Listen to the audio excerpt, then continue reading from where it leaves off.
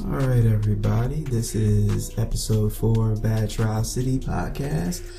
I'm Brian, and today we're going to discuss Kofi Kingston of WWE fame and where he's going to go. Is he going to be a champion? Is he going to get screwed over? We're going to talk about the Fox being acquired by Disney, and if this is a good thing, if it's a bad thing, and we'll get into the Batshit Crazy Award. And yeah, so strap in and get comfortable, because we about to get this thing started. All right, so it was reported earlier today that Disney has officially acquired Fox, and it's going to be an interesting next, probably I don't even know how long it'll probably be, but depending on the MCU, it's probably going to be a very interesting next 15 years at the very least, because a lot of the geeks in geek culture are, of course, ecstatic about the idea of the X-Men and Fantastic Four and all those other characters that Marvel characters that Fox owned, now being under Disney. And my thoughts on this are basically that it's kind of scary, you know. Like, at the end of the day, I don't think that the best move would have been Disney buying Fox rather than Fox working with Disney and just, you know, making it sort of just a partnership for the sake of both companies. But because the way that this is now, Disney, as far as I know, owns like all the previous 20th Century Fox films and TV shows, and I'm not sure if they own the network, the Fox network, but if Disney owns the Fox network too, which I thought they did, I could be wrong, but I heard that they don't own the Fox Sports stuff and they don't own Fox News, which is weird to me because this is the way I see it. Fox Sports and Fox News benefits off of the name Fox because, you know, that's branding, right? So if Disney owns Fox, then just by keeping it intact, if they choose to, they're kind of helping the sports network and the news network, just by that association. That's what makes me wonder if Disney was really interested in acquiring the brand or just all that they owned, you know? So it'll be interesting to see if they keep it intact or they rename it or however they handle it. It's interesting to note that I think that they let go the CEO of Fox after acquiring them. So I mean, I don't know how to take that, I guess, because you'd figure that's not so out of left field, you know. And it does sort of paint the picture that, okay, they're probably going to go a drastically different route, or they're going to do something really different. And there's reportedly going to be thousands of layoffs. So this really just leads me to wonder if Disney just wanted Fox for the properties that Fox owns rather than the Fox brand. And I don't know, I haven't seen a whole lot of people talk about that, because that to me is what's really interesting. Are they going to slowly do away with the Fox brand, you know, and just say, well, we don't need this anymore because, you know, we own everything here. So we can call it whatever we call it. Instead of Fox, it could be Wolf or something. I don't know. So yeah, it'll be interesting to see if they do that. I think that the thing it is worthy to geek out over the idea of X-Men being a part of the MCU, because there's a lot of complaint. Like, as the years have gone by, the more unsatisfied vocally fans have become with the addition of social media, the popularity of social media. It just makes it a lot easier for people to voice their negative opinions, and a lot have really stated that they're not too keen on Fox's take of the X-Men. They particularly don't like the lack of color, you know, and I'm not talking about diversity. I mean, as far as like the costumes and like that the actors wear, and the storylines that sort of get bastardized for the sake of cramming stories into 2 hours. It just, fans will complain about anything, but those are things that really they've been pretty consistent about complaining when it comes towards the X-Men and Fantastic Four. So it would be interesting to see, because right now Disney has struck gold in the last 10 years or so with the MCU, because people don't dare bash it.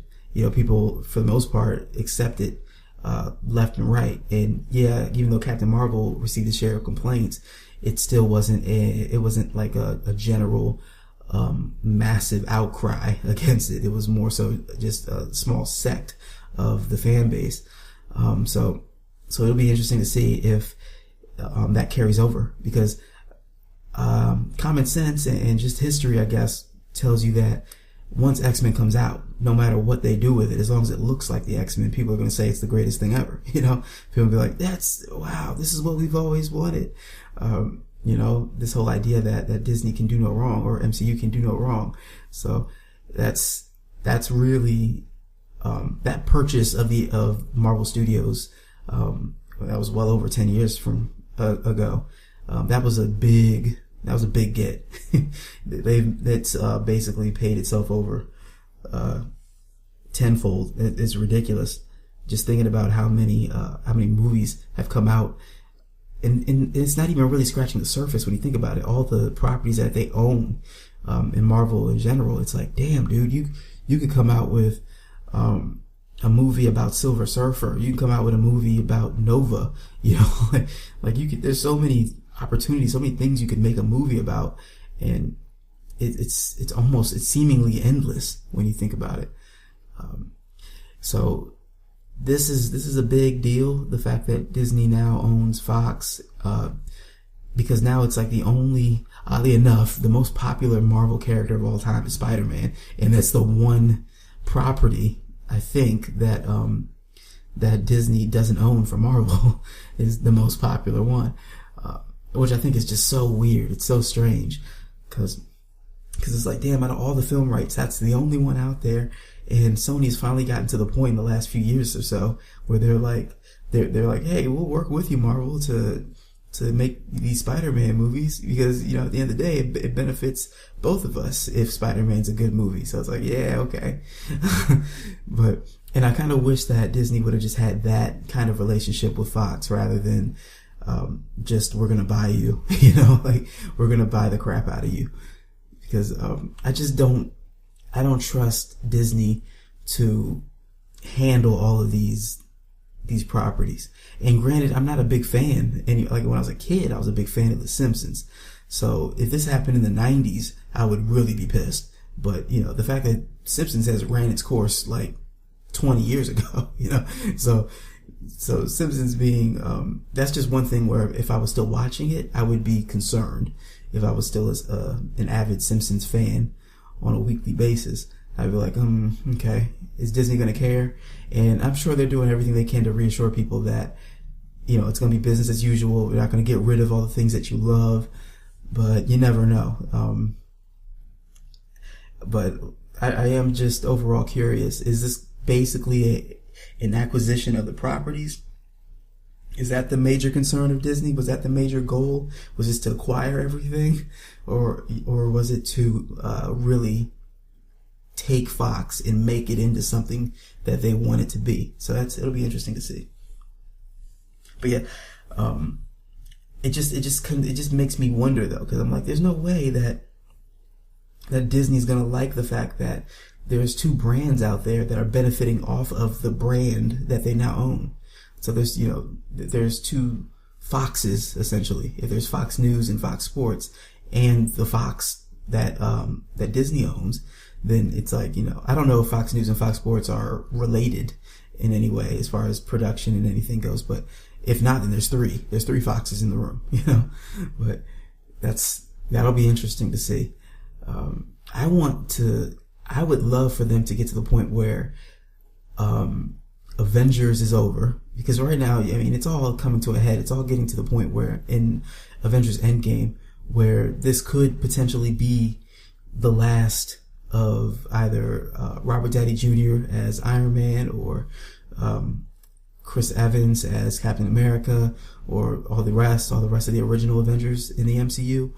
And I would love for X-Men to pick up after all of those characters of the original Avengers are either dead or retired or something like that.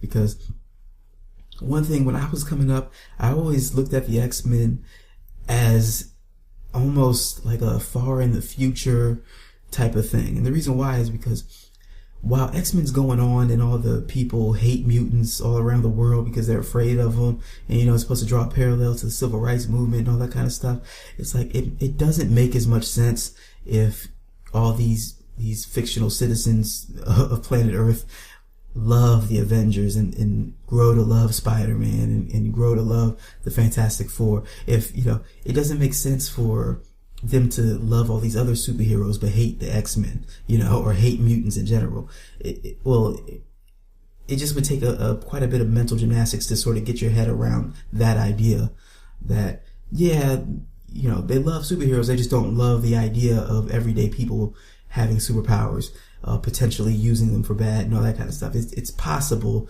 to rationalize it. It's just a little bit more difficult if it's happening all at once. So it makes more sense for the Avengers to disband or retire or die, and then get into the X-Men and talk about how it's the culture has sort of devolved or something. Like now it's Spider-Man's receiving hate from New Yorkers, and you have the X-Men receiving hate from everyday people who just don't trust them and things like that.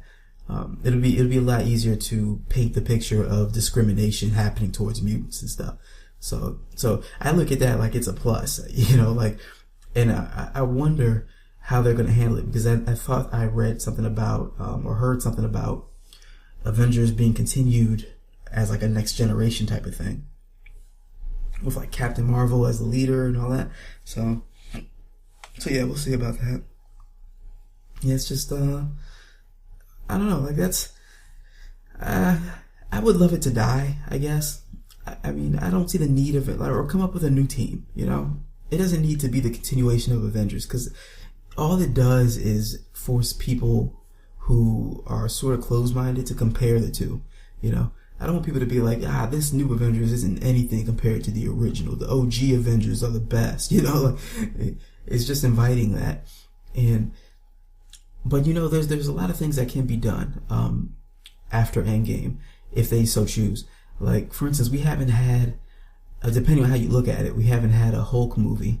Certainly haven't had a Hulk movie starring Mark Ruffalo. We've had Hulk movies, but Incredible Hulk, it's arguable if it still is within the continuity of the MCU. Some people say it is, some people say it's not. It's the fact that it's debatable is why the door is sort of open for Mark Ruffalo to sort of have his, if possible, his own Hulk movie, and maybe Hulk trilogy even, after Endgame. And then you can jump into, whether or not, things work out with Black Widow or Betty or whoever else he's supposed to hook up with. I can't remember. And, him going around the world getting into trouble and stuff like that. So that would be cool if they could do that. And I don't know, like I'm ready for Iron Man to be over with. So I love what Robert Downey Jr. did with the character, but he sort of became the Mickey Mouse of the MCU. He's sort of, the mascot of the MCU. He's the top dog. He's what Spider-Man would have been, basically, if Disney owned the film rights to him. Or he's just involved, everywhere. And it works only because, like, I don't think people give Robert Downey Jr. enough credit, to be honest. And they give him a lot of credit as it is. And the reason why I say that is because if he wasn't so charismatic, if he wasn't so appealing, if he didn't take what many people, including myself, perceived as a boring character and made him into an entertaining character, who knows how much of all of this would have been possible? Because it's not like Chris Hemsworth is looked at as a great actor, or even Chris Evans. I keep saying Chris Evans. I mean to say God, I can't think of Captain America dude's name right now. Is it Chris Evans? I don't know. Too many Chris's, man. There's Chris Pratt, Chris Evans, Chris Hemsworth, and then there's the other one. I'm thinking of Chris Pine. So yeah, Chris Evans was right. So yeah, Chris Evans, I don't look at him like he's a great actor. He's a good actor. You know, just like Hemsworth is a good actor. But Robert Downey Jr., I think has transformed, or he's always been a great actor. He's really good at what he does. You know, so he makes every scene watchable that he's in. He makes it, or even anticipated. Like, you look for that scene, you're like, yeah, this is going to be good, you know, like, or any interaction he has with somebody.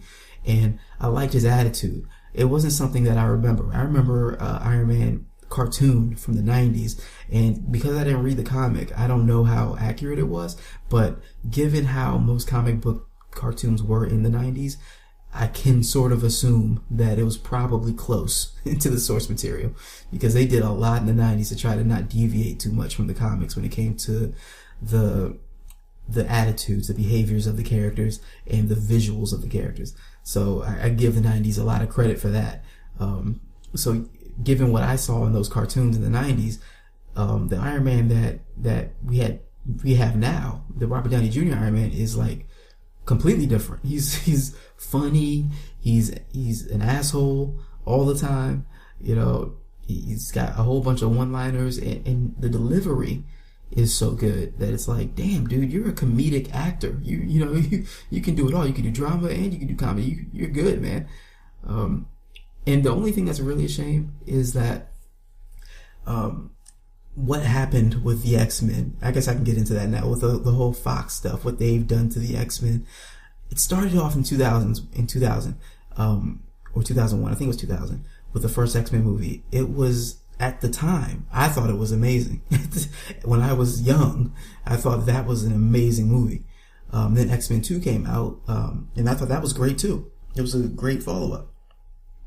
I had my complaints, but overall, I thought that they did a decent job. It was still B+, A- material at the time. But I would say the thing that really made you look twice at the X-Men was probably a little bit before X2 came out, when the first Spider-Man movie came out that Sam Raimi did. That's when I looked at it and was like, okay, well, Spider-Man is, you know, swinging around, you know, with red and blue tights, and looks like Spider-Man, and it looks like the greatest costume, you know, version of Spider-Man I've ever seen, and it's on point, it's accurate, it's really cool looking. And I was like, if he can look like Spider-Man and he can move like Spider-Man, then why the hell are the X-Men wearing, you know, black leather and stuff? You know, like, so I feel like the bar was set almost immediately after the first X-Men movie, where it was like, you need to up your game to Spider-Man's level, but they never did. So X2 came out like a year later after the first Spider-Man movie came, and while it was still, in my opinion, good for at the time, it just became a little bit more difficult as time went on, and you saw more and more depictions of comic book characters who actually look the part. And it was like, why is X-Men still in this boring ass looking black leather? This, you know, and the stories are so watered down compared to what they were in the comics and in the cartoons. And it's like, it just didn't.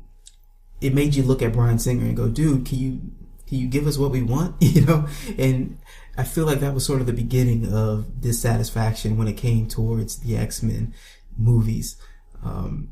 And that's a shame, because Hugh Jackman's Wolverine is very well received. Most people love that version of Wolverine. Even the people who are critical of it and say, Hugh Jackman's not tall enough, or he's not short enough. I mean, he's not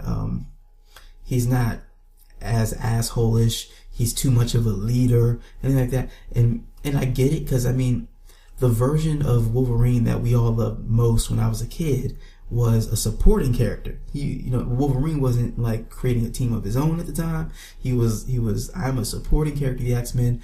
I say badass one-liner type things. I go and fuck shit up. I use my claws. Look at my badass claws. And look at my yellow spandex. Like, you know, like he was much more unapologetically cheesy and badass at the same time. Like visually cheesy and badass. And that's what we loved. We were cool with it. He walks around with a hunch like a caveman almost, and all that stuff. So yeah, to see Hugh Jackman's version of Wolverine, even though he didn't have all that, it was still very well received.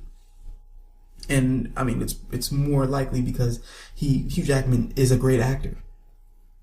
So it is a shame that now that he's retiring from playing Wolverine, that now Disney has acquired Fox. Like, oh man, why couldn't this have happened then, or why couldn't they have worked with him then, and all that kind of stuff.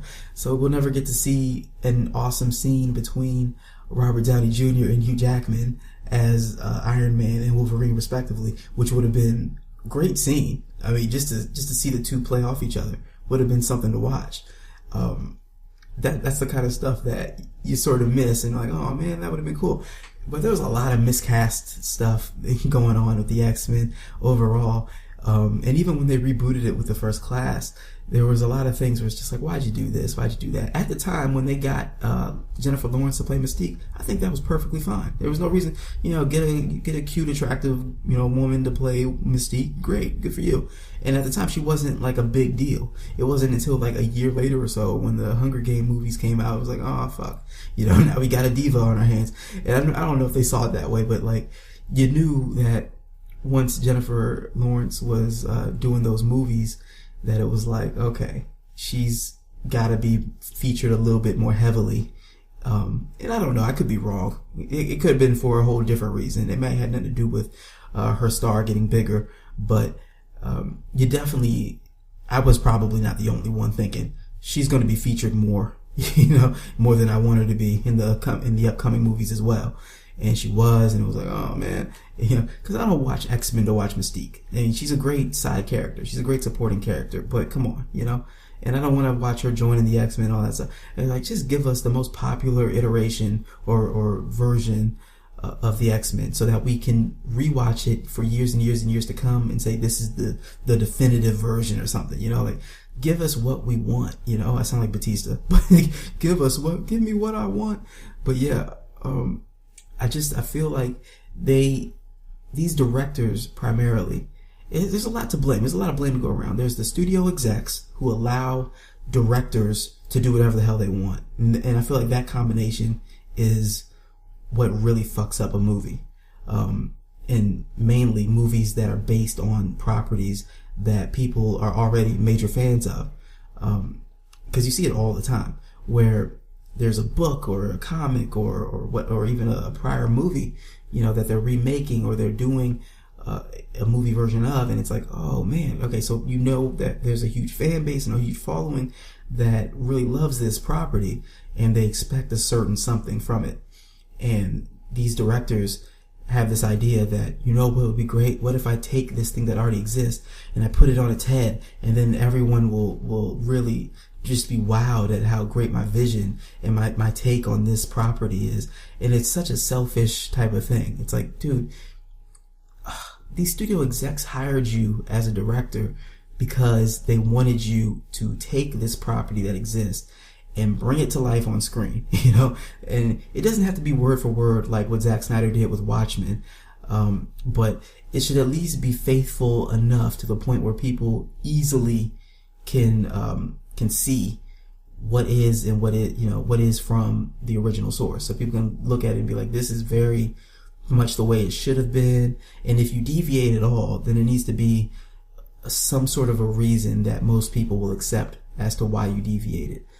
And unfortunately, that's just not what happens popularly. And I already brought up Zack Snyder, but Zack Snyder is a perfect example of that. And I love Zack Snyder's work. I think that his vision and his work is some impeccable shit. I love it. But at the same time, it disappoints me because even though I think he does a great job with his retellings or his revisions, it still doesn't overshadow my love for the original source. So what he did for Batman vs. Superman, it was great. I thought it was a great movie, a great piece of cinema, if we're trying to sound snooty. But the problem was there were so many changes and things that he did that, in my opinion, almost looked like he was sort of, I don't know if it was conceited, but it was definitely sort of hard-headed, I guess, to sort of think that his ideas were going to win people over rather than just do what he knew the people wanted. So, for instance, a really small example of that would be casting Ben Affleck as Batman. I like Ben Affleck. I think Ben Affleck's a really good actor. I'll say really good. Yeah, good. He's a good actor, right? And I think he definitely has the look of a Bruce Wayne / Batman. I think that, he's that guy. But I also know that most people don't like him, or that there's a big enough crowd of people who don't like him. So if I'm, studio execs, I would intervene. I'd be like, hey, Zach, nah, bruh. You don't get to hire Ben Affleck because, hey, people don't like this brother. Like, we like him, but hey, we know enough of the fan base is not going to love this guy playing Batman simply because they have their own biases against him or what have you. But you're going to have to redo this casting. Same goes for Jesse Eisenberg as Lex. I thought it worked perfectly. If you read and liked Superman Birthright, then I think that the version of Lex that Zach was going for was well done. However, I know that most fans would not like that version. So I wouldn't, if I was a studio exec, I would have intervened and said, dude, stop it.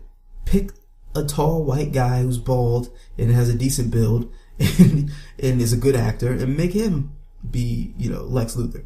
Like, stop going against the grain. Stop doing things that the people aren't going to love. And I think the problem is that Warner Brothers and Zack Snyder both collectively did not have a good idea or good feeler of what the fan base thinks, so, and that's a problem. And unfortunately, it's a problem that pretty much exists, with all these so-called really good, great directors. So, Zack Snyder, and I've also noticed it with, Christopher Nolan, and the reason why I bring these types of directors up is because Fox had that same problem with Bryan Singer. Bryan Singer was so up his own ass when it came to X-Men that he often just did things that he thought was best for X-Men. He thought that his version of X-Men was more sought after than what people actually wanted, what the fans actually wanted to begin with. So it's like, man, dude, if you could have just stayed, if you could have just got out of your own ass on this and just gave the people what they wanted, just imagine how much more successful all of this would have been. And they could have made it so successful that Disney would have not only wanted to acquire these properties, but they might have actually wanted to incorporate them into their own instances of these universes. So I was like, man, you guys really fucked up. But the plus side of all this is that because they were so married to their own ideas, in Bryan Singer's case and the Fantastic Four movies that came out, and I'll get into why I don't think that Fantastic Four, the original movie, or I say original, but the 2005 movie wasn't so bad. But the plus side as to why it's okay that they fucked up a lot of these movies is because now it provides a clean slate that, MCU can just look at this and be like, okay, now we can make the definitive version. We can make the best version of the X-Men that's ever been seen very easily because they dropped the ball at Fox for so long. So now it'll be easy. All you gotta do is come up with a team that looks like the X-Men, cast appropriately, with a bunch of actors and upcoming actors and actresses who look the part and can act, and we'll win everyone over. It's really, and that might sound like a lot. That might sound difficult, but if you look at MCU's track record, you're like, it's pretty much proven that they're gonna find the people they need to find. And I read a headline, I didn't bother to read the article, saying that they might not even start working on an X-Men movie until 2021. And I'm like, that's fine, because it's 2019 right now. It's not like that's so far away. So, for them to start working on it. So yeah. So, one thing I want to get into now is sorry, I'm thinking, I'm lost in my thought. WWE. Alright, so this is going to be a subject about race in wrestling, I guess, because there's no way to have this full discussion without bringing it up, I guess. And everyone knows race is not a fun topic to talk about and discuss, but it'll be relevant until it's not relevant anymore, unfortunately. But as a black man, there's certain things that I've seen that have bothered me in the past, or things I'm just used to that don't necessarily bother me. I'm just familiar with it and see it for what it is. And this is like a combination of both, probably. So Kofi Kingston has been with the WWE for, oh my gosh, like at least 10 years. He might be 11. And he's a great wrestler. He's great, man. He's got the moves as far as the high flyer moves. Nothing super spectacular as a high flyer, but good enough to be called a high flyer. And he's fast in his movements in the ring. I won't say fast. He's moderate to fast in his movements, which is fast for most. And he's good with his execution. He does a lot of spots when he can, especially in special events like Royal Rumble. He's got a good positive attitude. He's gotten the right reaction from the crowd as a babyface throughout the 10 plus years he's been with the company. Like, he's just an overall good wrestler. He's a B plus, A minus, type of wrestler. He's not gonna make a bunch of outsiders watch wrestling, but neither is over 99% of the roster, so you can't use that against him. But this guy has been a solid performer. He's been, a stellar employee for many years. He hasn't been known to get into any type of trouble or anything like that. And it's notable to say all these things because, there's been so many different talents that have come and gone, throughout the span of the history of just the past 20 years. I mean, even if we just take that small sample size and just look at the last 20 years of the WWE, there's been lots of people who have gotten into legal issues, criminal-based issues, just morality things, and just all kinds of things. And Kofi is not one of those people. He has not shown himself or presented himself to be one of those people, and that's not, I don't want to talk about that like that's so commendable. That should be expected of you, but sadly it's notable because so many have. And even though he crosses out all of those, or he checks all of those positive, things, all those positive stats or that checklist, the problem is he's never been a WWE champ. He's never gotten the top title. And the reason why it's a problem is because so many have that either have been in trouble or just have not been appealing. You have not garnered the type of reaction that they were supposed to, for whatever reason. And when I say others, I mean non-black guys. So, for instance, there's guys like The Miz, who's become WWE champ back in 2011. It seems like he's never going to win again. He might have won another one. I can't remember, but I feel like he hasn't. And since then, he's basically been a mid-carder. So he's been basically winning, Intercontinental Championship titles, maybe some tag team titles. I can't remember, US champ type stuff. So, he's basically been a mid-carder. And he never really, he's good. He does solid work as a heel, primarily. He is to wrestling as a heel what Kofi Kingston is, in my opinion, as a babyface to wrestling. They're both guys who primarily are mid-carders, and maybe they belong that way. They belong there for all of eternity. I don't know, but that's the way it is. And Miz got his opportunity. He got his opportunity to win a title. And, they let him see what he could do. He didn't get a great heel reaction from the crowd back then. And he still hasn't. I mean, at most he's gotten a great reaction sporadically, but overall the general consensus is that he gets a moderate, audience response as a heel. And that's good. Moderate is actually good, for WWE standards. It puts you in that second tier. There's the first tier, the second tier, and the third tier. Third tier is like jobber. Second tier is mid-carder. You're going to win some stuff, some titles, some tag team stuff. Top tier is top titles, obviously, like Universal Championship, WWE Championship. And guys like John Cena, The Rock, Triple H, guys like that, who've been at the top and stayed at the top for a very long time. So the problem is that guys like The Miz have won the top title, and Alberto Del Rio, I think, might have won it twice. I can't remember, but he might have won it twice. And I'm trying to think of others. Jinder Mahal won it. Sheamus won it. And these are all guys. These 4 guys that I've just named are all guys who didn't stay in the top tier. They went from the top tier to the lower tier, the one right below it, the mid-card tier. And they pretty much stayed there for years and years and years, and that's where they primarily are and where everyone expects them to be. And no one seems to really complain. Now, you will be hard pressed to find people complain that Sheamus is not continually a top title winner, and that Miz doesn't win a ton of top titles, and that Jinder Mahal doesn't win a bunch of top titles, and Miz also. So you're not gonna find a whole bunch of people who complain about them not winning the WWE Championship over and over and over again. So my whole question, and a lot of people's question, is why is it that non-black wrestlers can win those top titles and be given that opportunity, right?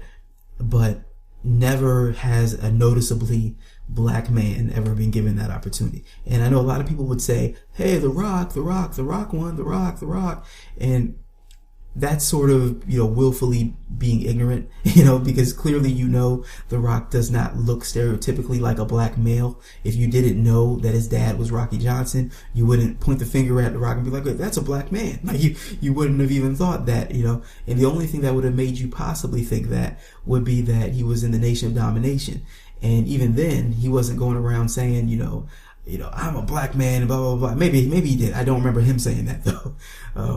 And definitely because of what's highly publicized or talked about his family, it's usually his Samoan heritage being talked about at the forefront, whether it's WWE talking about, his mom and Peter Maivia, or them talking about his cousins who are Samoan heritage as well, like the Usos and Roman Reigns and Nia Jax, if she is, I can't remember. But yeah, so Tamina, or if she is, I can't remember either.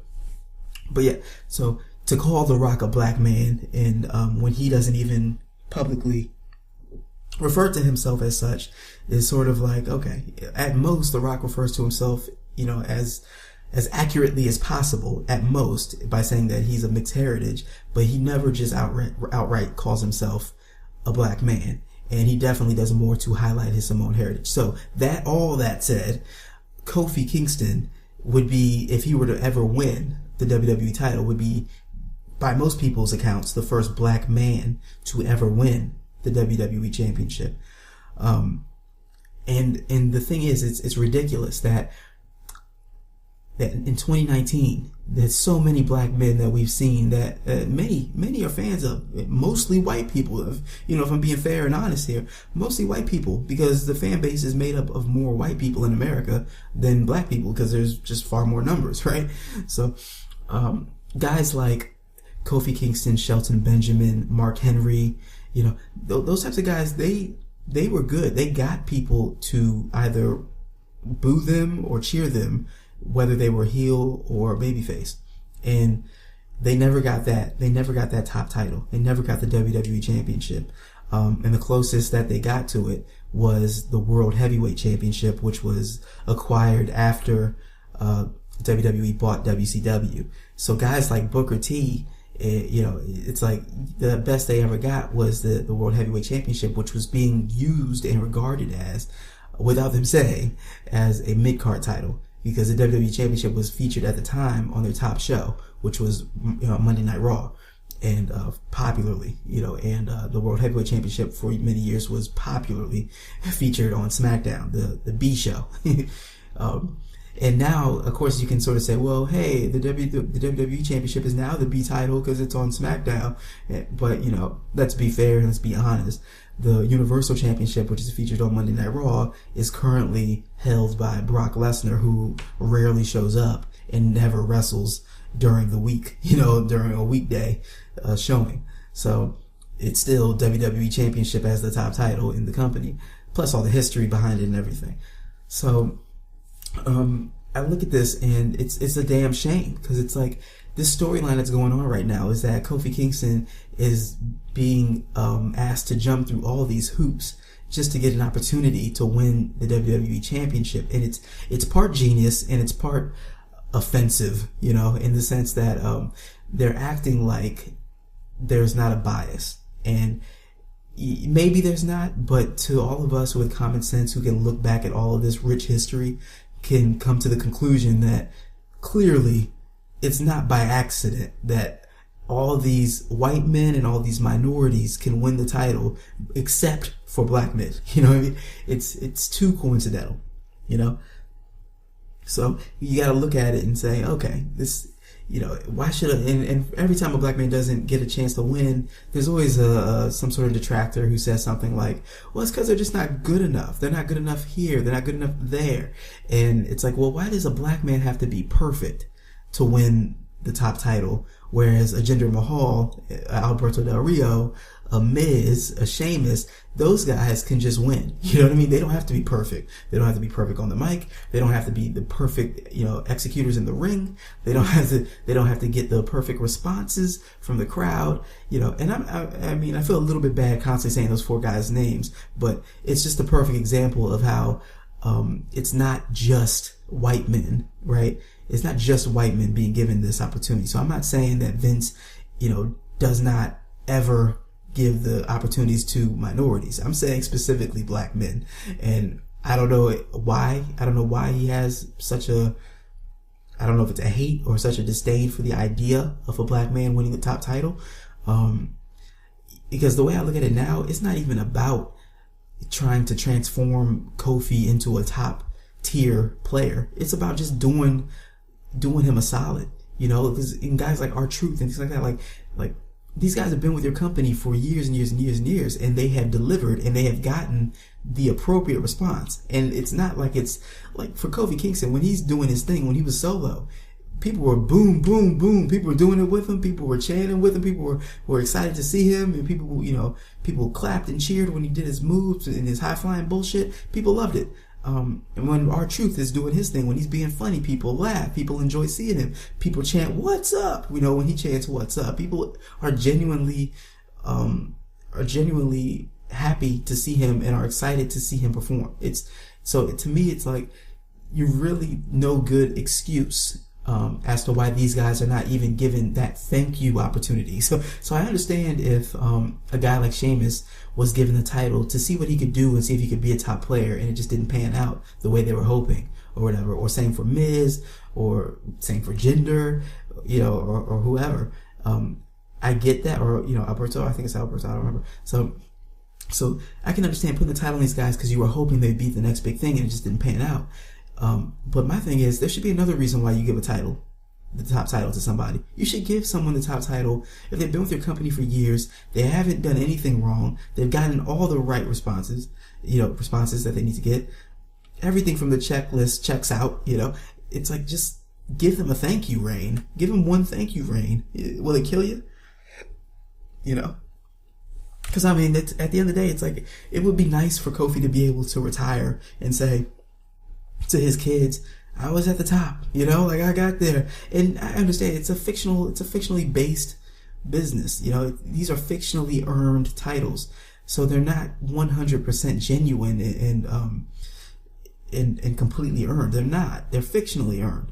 So I mean, honestly speaking, you could put I hate to say this, so please forgive me, I don't mean this, but you could put the title on Hornswoggle. You could actually, if they wanted to, they could just say, hey, Heath Slater, Hornswoggle, y'all will fight each other to see who'll be the next WWE champion. They could if they wanted to. So since they know that, at the very least, can't you just put the belt on Kofi and let him, you know, give him like a month or two and just let him do his thing, and somebody cheat and win it off of him, or let him turn heel and, you know, somehow lose to an upcoming babyface or something. Like, it just seems really unfair that these black men who are loved, you know what I mean? Like, Mark Henry is loved by way more white people than black people simply because of the makeup of the fan base. So it's not like the fan base is against the idea. The fan base would probably be like, yeah, you gave Mark Henry a run, you know, like, we'd be happy for him. Yeah, same for, not now because he's, you know, so old now, but definitely Kofi Kingston, you know, which is why the crowd is so behind him and so for this idea. And the idea that Vince is, or has crafted the storyline where Kofi's being held down and they're saying everything in the world that they can possibly say without outwardly being racist about it, but it's the underlying message is that he's not white, he's not a white guy. So it creates this whole idea that Vince is trolling the fans who genuinely know this to be true, like, so it's like you can make a joke of it all you want, you can make a mockery of it all you want, and while there's a whole lot of people saying, hey, you guys need to stop bitching and whining, Kofi's obviously going to win the title at WrestleMania. Like, he's obviously going to find his way into a match and win. Like, just this past Tuesday, I think it was, I didn't watch it, but I heard about it. Kofi was in this gauntlet series or something of matches, or match, I don't remember, but it won. And I think it said he won. I can't remember if he didn't, but if he didn't, he got screwed over. But regardless of what happened, even after the fact, he was told that he still wouldn't be able to be given that match for the title. And it's like, bro, if this all ends, if this all culminates in Kofi winning the title, all of us who are bitching and whining about it aren't going to feel stupid. You're not going to feel stupid because you actually gave him the title.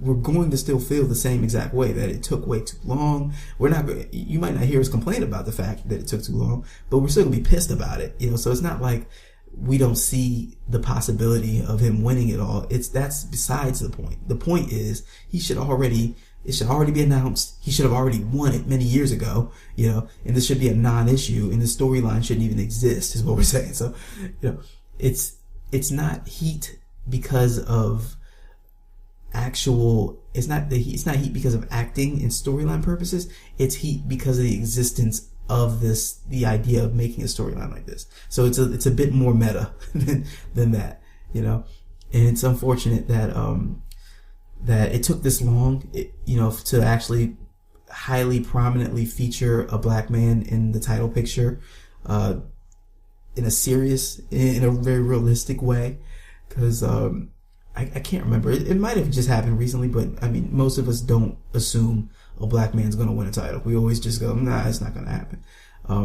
But I'm a fan of of WWE. So the people who say things like, if you hate it so much, why are you still watching? And things like that. It's like, dude, don't you realize that the roster's huge, and I don't just like black people, what I'm saying? I like all kinds of people. My favorite wrestler of all time is Chris Jericho. It's not a black man, actually. So it's, and I look at that and I'm like, dude, y'all gotta understand, this is something that's going to bother a black man more than it's going to bother a white person, probably. And yes, it's racist for me to say that, but I'm just saying, the only reason I'm saying that is because if I'm giving you an out, if you're a white person who feels like this shouldn't be an issue, I just want you to know that it's understandable that you don't think it's an issue. It would be nice if you did, but it's understandable. I understand why you don't think it's a big deal, but I think the cheesy reason why it's also really good is that little black kids primarily, and kids in general, get to see a black champ, and it's not weird. It's not like, no, why would a black guy win? Black guys never win. Imagine if you're a kid and that's sort of what you've always thought. And even if you never said it, you just sort of always thought it. Like, yeah, black guy never wins. So, obviously he's not going to win, And there's a lot of black kids who probably think that way because they're like, that's what they're used to seeing. A black guy's not going to win because a black guy never wins the top title. So it would be nice to have, since this is a form of entertainment where the accolades are not determined on skill, they're determined on a fictional basis. There's no good reason why you don't just give it out to somebody who actually was a very reliable member of your company, a very reliable employee. I just feel like overall that's the right thing to do. It's the right call. And plus, I would love to think of all the black wrestlers that are around now that you're seeing from NXT and I don't know if that 305 Live thing still exists, but there was some in there as well. And I'm just thinking about that dude from NXT, and I don't watch NXT, and I really should. But there's this guy, Velveteen Dream, and I think he's supposed to be like his sexuality is maybe supposed to be vague. I don't know, but he acts like a stereotypical gay dude. And it's different, I guess. I mean, we've seen stuff like that from Goldust maybe, and other guys that I just probably can't think of at the moment. But yeah, so it's a different type of gimmick, and you wonder, this guy Velveteen is getting he gets a good reaction from the crowd, and a lot of great things are said about him and his ability in the ring. So it just makes you wonder, can a gimmick like that be used at the top tier? Can he make it? Can he actually go far? Because WWE has already, regardless of if you're black or white, doesn't really matter, or other, they have an issue with taking talent that's being developed and turning it into top tier talent in the major, in the big leagues on Monday Night Raw or SmackDown. And it's unfortunate because it's like you see it sort of happens and then it gets taken away. So I'm trying to think of the guy's name right now. The dude who, oh my gosh, it's his name's escaping me right now. See, that's what happens when you get old. You forget everything. Who the hell is that dude? He dresses up as the Demon. I can't even fucking remember his name. It's pissing me off. Finn Balor. That's it. So Finn Balor was like a big deal, right? And then I don't even remember if he was in NXT. He probably was, I guess. I don't remember.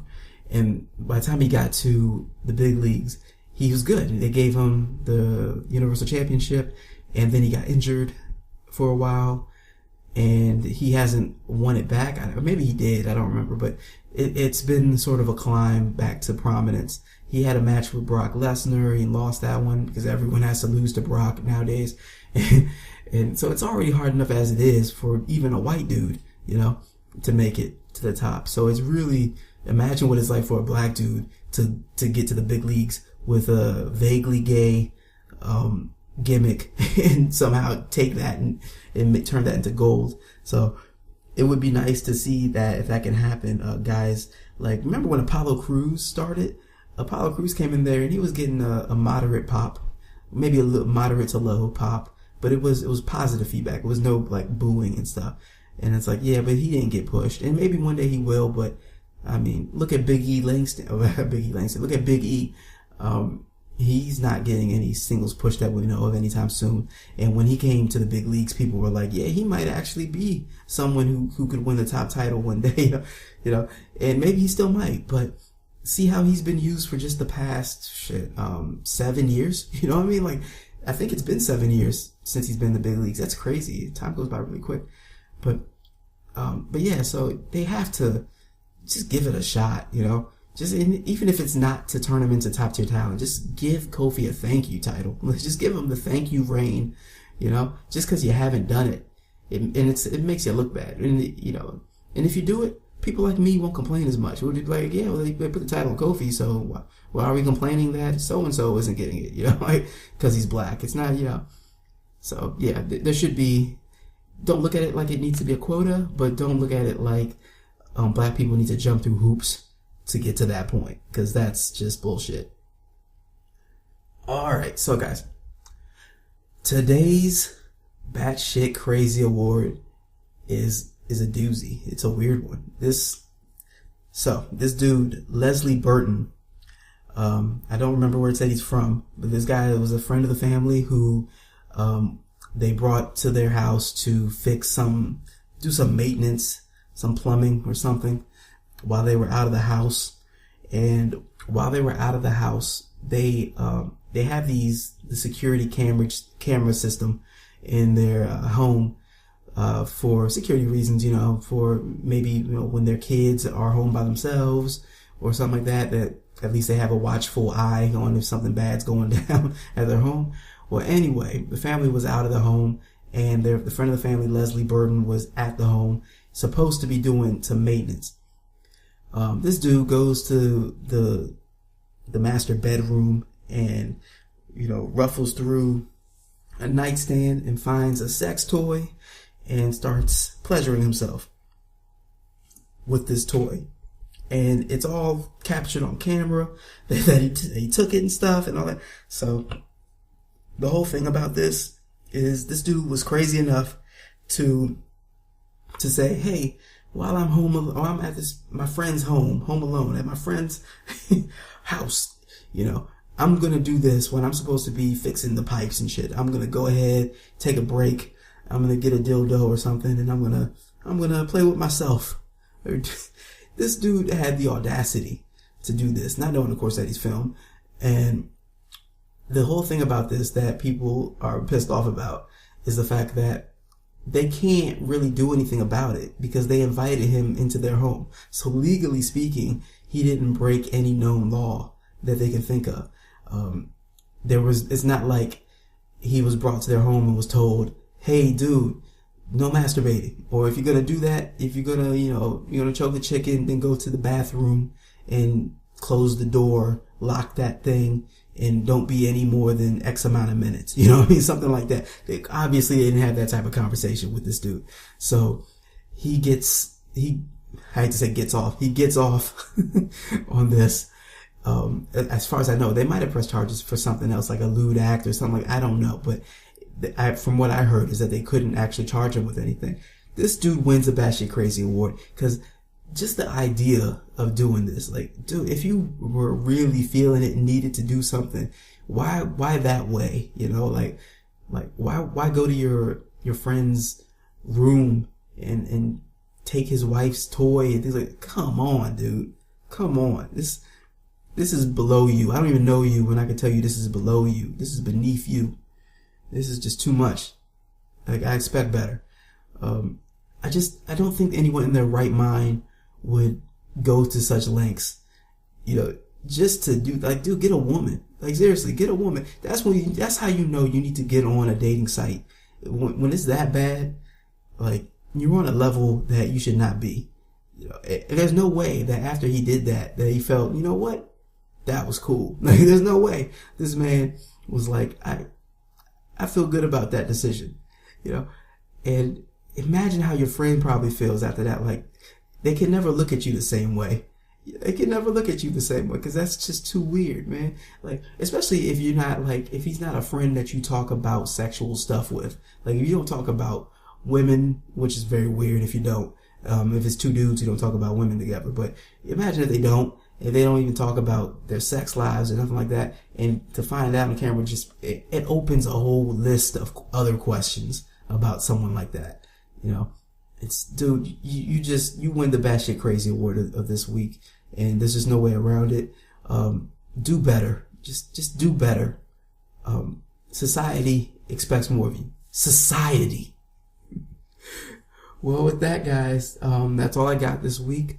It's great, and look forward to talking to you guys next week, and hopefully nothing ridiculous happens in just because today's Friday, in the next 2 days, because I can't take all the bullshit drama. Like, it's just, the news is filled with it, and I try to bring the lighthearted news, just the lighthearted take on what's going on. But damn, man, it's some stuff that's almost unavoidable, mass shooting type stuff, and it's just like, come on, man. Like, if you're mad at the world, if you hate the world, just off yourself or get help, and not in that order, obviously, because that wouldn't work out too well, but get help. And if the help doesn't suffice and you have no real responsibilities, then, I'm not saying you should off yourself. I'm just saying it would be better. It would be a lot better than killing a lot of innocent people or any innocent people. Like, dude, you do better to that guy, because, that dude was so fucked up, he can't even be on the Batshit Crazy Award. The dude in New Zealand who killed all those people, that's so low. You fucked up if you're below the Batshit Crazy Award. You are a fucked up piece of humanity that doesn't deserve to live, So my take on that is, I would rather you kill yourself, off yourself, than, do any harm to innocent people. So yeah, that said, let's hope next week's going to be a lighter week and drama free. And really, my heart goes out to all those who were affected by that tragedy, because that is just horrific, and it's completely unfair. The people whose lives were taken away from their families and friends. So yeah, I want to end on that note, and love conquers all. I love you guys, and I will talk to you guys next week. Take care.